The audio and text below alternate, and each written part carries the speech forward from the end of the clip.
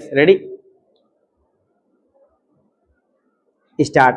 एक तरफ हम दुनिया की तीसरी अर्थव्यवस्था बनने की ओर बढ़ रहे हैं, वहीं दूसरी तरफ दिन प्रतिदिन बढ़ रही जातीय उत्पीड़न की घटनाएं मानवता को शर्मसार कर रही हैं। दलित उत्पीड़न की तमाम घटनाएं समानता, समरसता, भाईचारे, सामाजिक एकता और न्याय के प्रयासों के विपरीत है। हर रोज पहले ही उत्तर प्रदेश में एक दलित की पीट पीट कर हत्या कर दी गई। हाल ही में हरियाणा के वरिष्ठ आईपीएस अधिकारी वाई पूरन कुमार के उत्पीड़न और उनके खुदकुशी कर लेने की घटना ने पूरे समाज को झकझोर दिया है।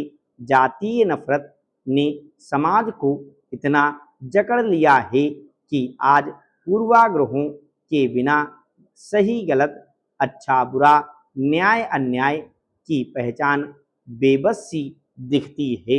यह गौर करने वाली बात है कि आज जातीय भेदभाव करने वालों के निशाने पर गरीब, अनपढ़ और असहाय ही नहीं, बल्कि अपने संघर्ष से उच्च पदों पर आसीन नौकरी पेशा और समाज के अन्य दलित भी हैं। कितना दुर्भाग्यपूर्ण है कि समाज के शिक्षित वे लोग ऐसा कर रहे हैं जिन्हें सामाजिक बदलाव का सारथी होना चाहिए। बिहार विधानसभा चुनाव की घोषणा के साथ ही चुनावी हलचल शुरू हो चुकी है।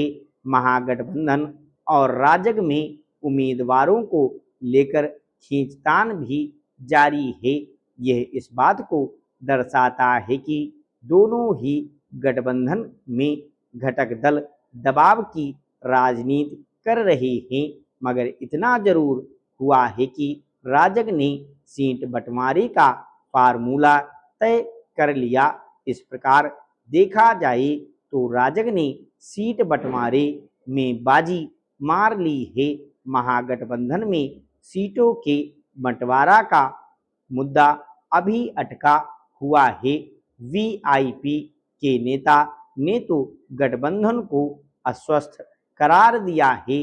कांग्रेस असहज दिखाई देती है, वामदल अलग दावा ठोक रहे हैं। इस प्रकार महागठबंधन में गतिरोध दिखता है।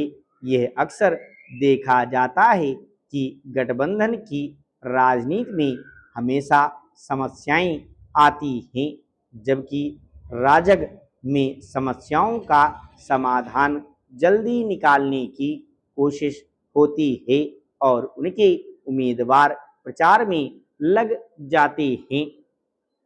यह सोचना भी गलत होगा कि जीएसटी दरों में हुई कमी से इस समय केवल भारतीय बाजार को ही मुनाफा मिल रहा है। बाजार में तो अरसे से विदेशी उत्पादों की गहरी पकड़ है। इनमें इलेक्ट्रॉनिक्स सामान, वाहन और घरेलू साज सज्जा इत्यादि का वर्चस्व अधिक है। इसलिए यह प्रश्न भी सामने है कि दरों में हुई कटौती से जहां एक तरफ सरकार ने अपने राजस्व में बहुत बड़ी कमी की है, तो इससे क्या आने वाले वित्तीय बजट में पूंजीगत व्यय पर प्रभाव नहीं पड़ेगा। वैश्विक स्तर पर भारत एक बड़ी अर्थव्यवस्था है। लगभग 4 ट्रिलियन डॉलर की हैसियत रखते हुए वह अपने कदम आगे की ओर बढ़ा रहा है। इस बात से विकसित देशों को डर है, क्योंकि भारत का बहुत बड़ा घरेलू बाजार उसकी आंतरिक ताकत है, जिसे विश्व के सभी विकसित देश अपनी पहुंच में रखना चाहते हैं। इन सब के बीच अगर भारत आत्मनिर्भर बनने के लक्ष्य को स्वदेशी उत्पादों की खपत से मजबूती के साथ आगे ले जाने में सक्षम हो जाते हैं, तो सभी विकसित देशों के इरादे पर यह एक तीखा प्रहार होगा। सरकार इस उद्देश्य की तरफ बढ़ती दिख भी रही है।